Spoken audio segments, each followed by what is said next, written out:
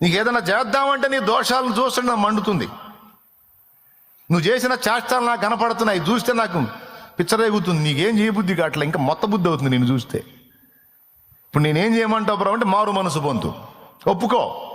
నీ బుద్ధిహీనమైన పొరపాట్లు, ఏ లోపాలు చేసావో, ఏ పాపాలు చేసావో, ఎక్కడెక్కడ డిస్టర్బ్ అయ్యావో, ఏ విధంగా తేడా పడ్డావో, ఎక్కడ పాపంతో రాసి పడ్డావో, ఎక్కడ లోకంతో పెళ్లి చేసుకున్నావో, విడాకులు ఇదానికి లోకానికి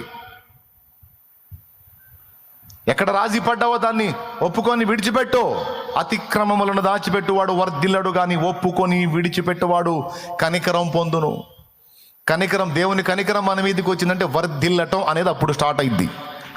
ఆశీర్వాదం అనేది అప్పుడు స్టార్ట్ అయింది. ఎప్పుడు ఆయన కనికరం మన మీదకి వచ్చిందో అప్పుడు స్టార్ట్ అయింది. ఆ కనికరం మన మీదకి రావాలంటే దోషాన్ని మనం గుర్తించాలి. కవర్ చేసుకోవటం కాదు, లేకపోతే ఏమంటారు దాన్ని, కప్పిపుచ్చుకోవటం కాదు.